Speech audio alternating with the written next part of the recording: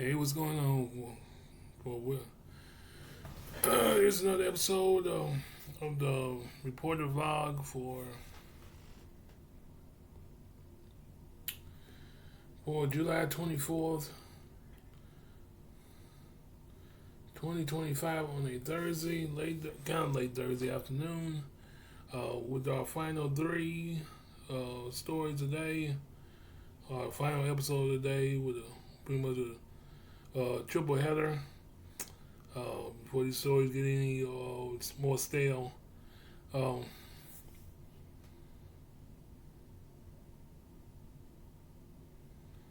okay, let's get right into it.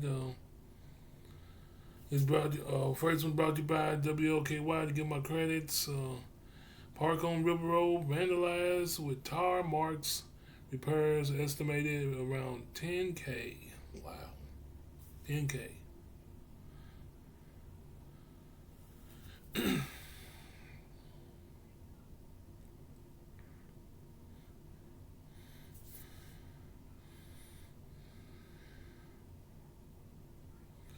Yeah, I think with these last three, I'm gonna give it up.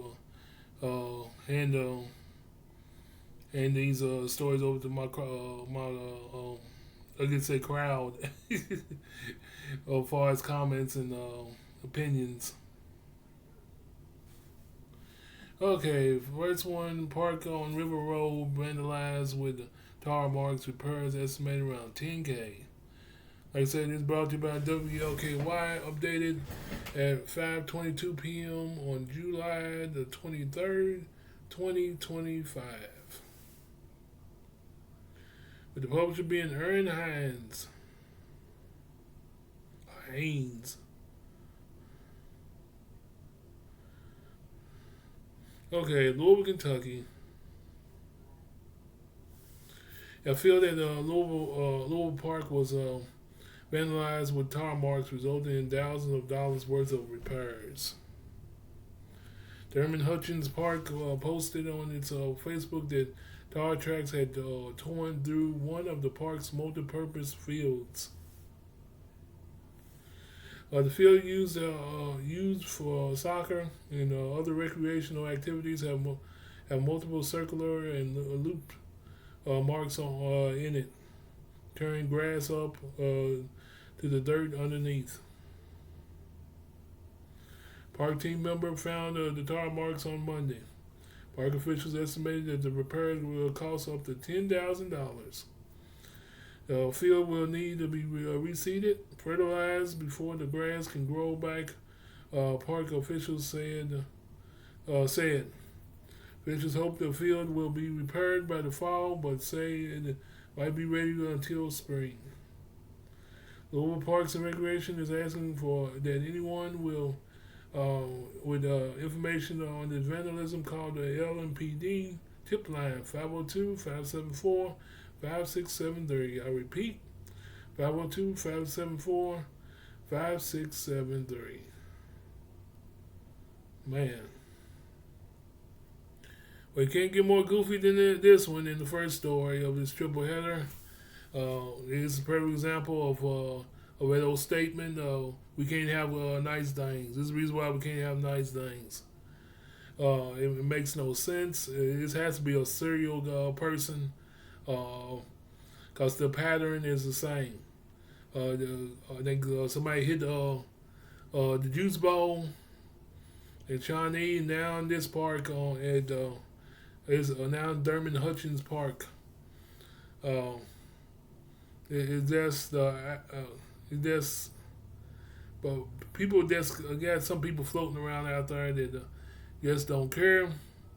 They just do things, just be doing them with no apparent reason. Don't care the cost because it's not their problem because they figure I'm not gonna pay it. Why should I care? But hopefully they catch whoever did it because, like I said, I think it's it's a it's pretty much a serial a guy that's uh, you know what I'm saying. Pretty much a guy that's continues to do it. Uh, A serial, let's put it like a serial vandalizer. Yep, serial vandalizer. But this, like I said, it makes no sense. What joy do you get out of this? Dang. What what joy does it bring you?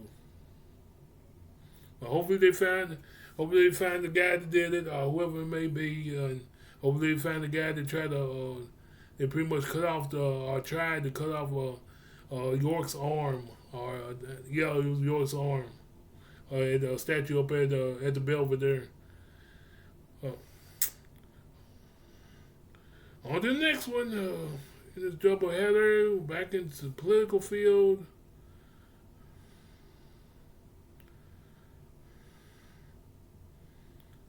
Barack Obama.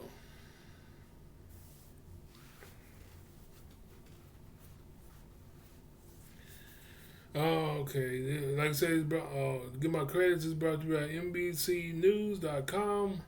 I'm gonna push it back on Trump's outrageous and bizarre treason claim.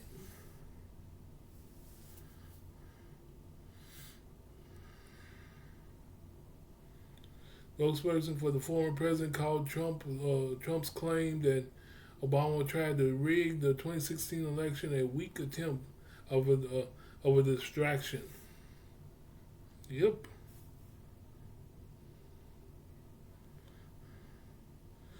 Like I said, it's brought to you by NBC News. Um, NBC News on published on July 22nd, 2025. 2025 at 7:19 p.m. Publishers Monica Alba, Vaughn Hilliard, DeRay Gregorian, and Zoe Richards. Zoe Richards. Okay. Former President Barack Obama's office issued a rare rebuke of President Donald Trump on Tuesday, after the president accused his predecessor of having committed treason in rigging the 2016 and 2020 elections.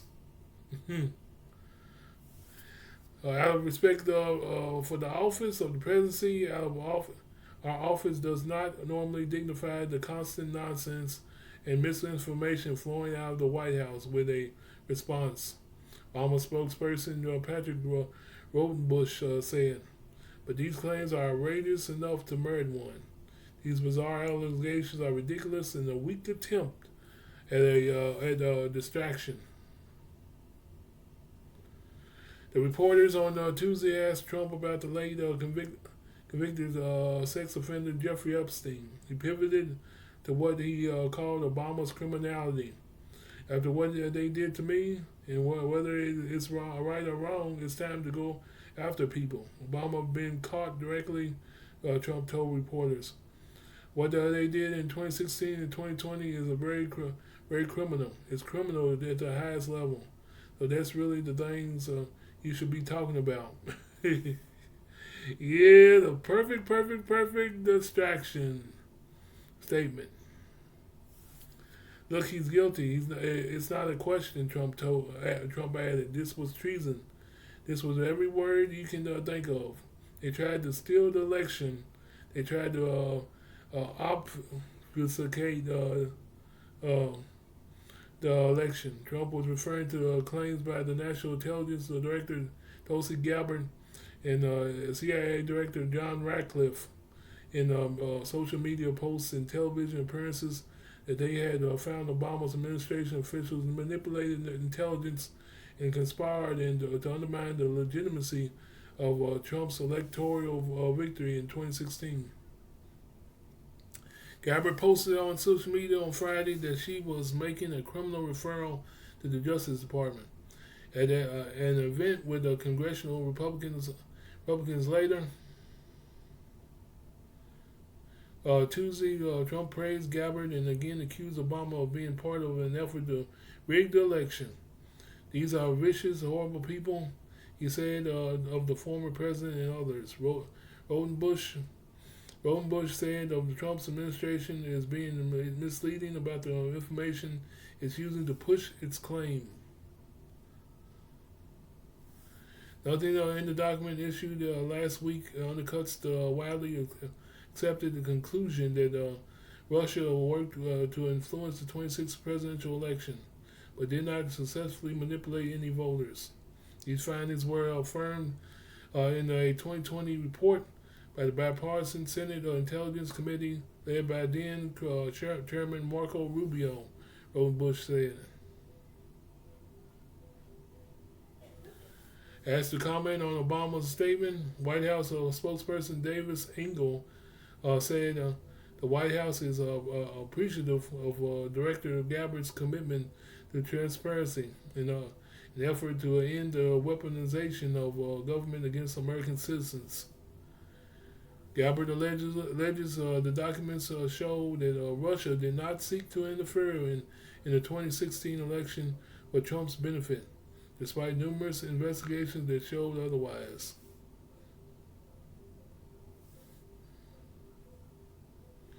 And on December 8, 2016, IC officials prepared an assessment for the Presidential Daily Brief, finding that Russia did not impact recent U.S. election results by conducting cyber attacks on infrastructure before it could reach the president. It was abruptly pulled based on the new guidance and key intelligence assessments was never published. Gabbard wrote in one post, the Obama administration, however, never claimed that Russian cyber attacks impacted the election results. I can assure the public that there was not the kind of tampering with the voting process that was of a concern. Votes that were cast were counted. They were counted appropriately. Obama said from the White House days after receiving the December 26th brief to which Gabbard referred.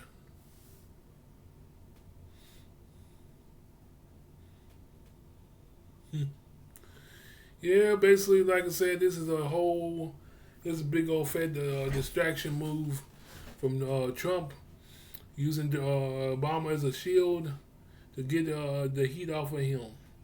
Basically, he is all over them. He's all over them files, left and right, whether in the initials or in his whole name, pretty much.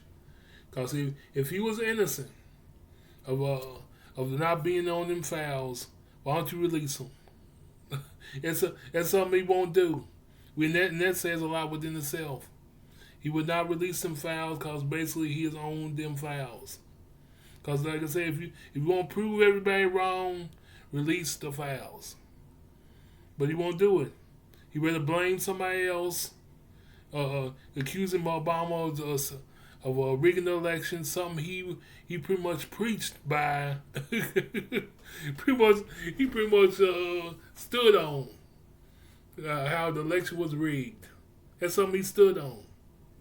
How in the world can you stand on the very, can you pass it on to somebody else, the very thing you stood on, claiming that the election was rigged? So basically, like I said, he's just trying to make Obama look like the great news for the news hounds to go after by making Obama, by placing the same thoughts that he had about as far as the election of 2020 being rigged, about the election of 2020 or 2016 being rigged. And that says a lot. It says a lot. And basically, as a matter of fact, it basically says that what we all pretty much know, that he is on them in them files, without him pretty much not even admitting to it. He's on them files. Because don't even really need to reveal them, really, to tell you the truth, because he's pretty much saying that I am on them files. I am in the Epstein files, without truly saying it. Cause why? Cause like I said, if you was innocent and your name wasn't on them files, show them all.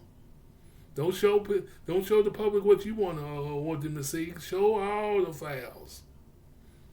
He's not gonna do it because he on his right hand people, bonding already told him that he is on them files, which makes him, well, you take it from there. You take it from there. But but most let's say this ain't going over. Most of, matter of fact, over 50% of Americans in these United States are not falling for this garbage, unless you are MAGA or just a straight Trump supporter. It's the only people that's gonna fall for this garbage. But hopefully it comes out even more clear. This scandal and shows shows the truth and what we all pretty much know, that Donald Trump is using Obama as a nice, comfy shield to get the bloodhounds off of him. Because it's more you go on, the more you deny, is the more the more the people are going to get closer to the truth. That he's on them in the Epstein files. That's all it's to it. But let's move on with the last story of the day.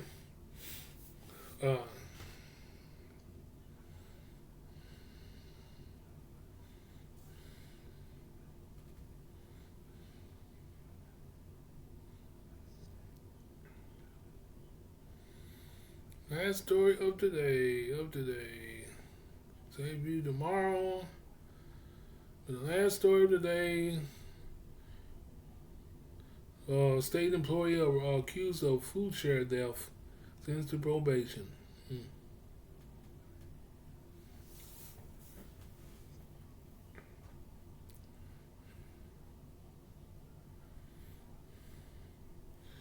Okay, this is brought to you by Fox 6 Milwaukee. Shout out to my friend who I think giving me this donation to the Reporter Vlog. But like I said, this is brought to you by Fox 6 Milwaukee. State employee accused of food share theft sentenced to probation. Publisher, I guess the digital team, this was published on July 21st, 2025 at 10:25 a.m. It said Fox 6 News Milwaukee.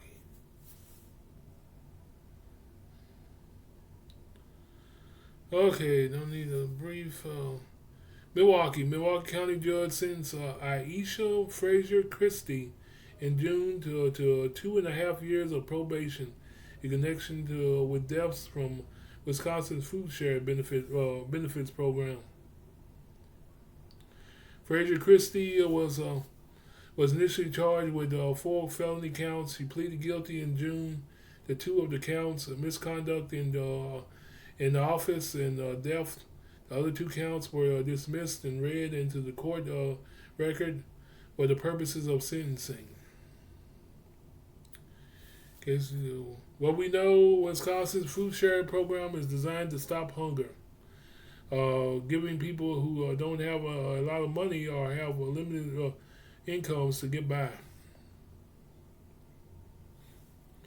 In October 2022, a client contacted the Wisconsin Department of Health Services. He and his wife tried to buy food but couldn't. Court filings say investigators quickly found out that out where the money went and to whom. Back on September 28, 2022, prosecutors said Aisha Frazier Christie was working at the Marcia P. Cog Human Services Building. She has worked for the Wisconsin DHS since March of that year, handling case management for public assistance programs like food share. DHS records showed an employee assessed the couple's account The next day, a phone call was placed to the Quest Card customer service, and the PIN was changed. The call was made from a number that was in contact with a phone number used by Fraser Christie for her own public assistance account. Records show purchases began immediately. Hundreds of dollars of purchases were made at Walmart. Some were picked up at the store at East Capitol Drive. In the span of just several hours that one day, investigators say that there was 16 counts of fraudulent purchases, totaling up to 7.2, as well as more than 350 through Amazon. Even with more than 900 in returns transactions, prosecutors say Fraser Christie, as well as uncharged co-conspirators, stole more than 6.6 from the couple. Wow. Whew. Well, here's the nasty hustle game at its finest, folks. So, hey, and that's what happens when you just too loose with people that you don't really know. You don't really know. And it makes it hard on everybody else because you're not gonna trust nobody. As far as nobody is gonna trust this program no more because one person decides to be greedy. One person decides to be greedy. But I'm gonna leave this up to my audience. What do you think about this story? This heartless hustler doing it for herself. Stealing money, let's see. They're stealing, just doing things, doing it for herself. What do you think about this story? State employee accused of food share theft. State employee. That's the crazy thing about it. Not a volunteer, but a state employee. But what do you think, folks? Let's drop a comment, opinion in the comment section of this this episode of the Reporter Vlog, and I'll pick it up. I'll pick it up.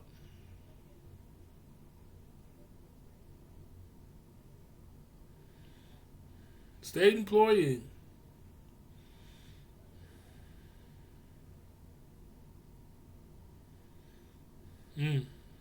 State employee. It says a lot, But as we do it for this episode, this triple header of the Reporter Vlog, save another story for tomorrow. I think I forgot a few more stories to go through. The vlog is popping. The vlog is popping. Dang.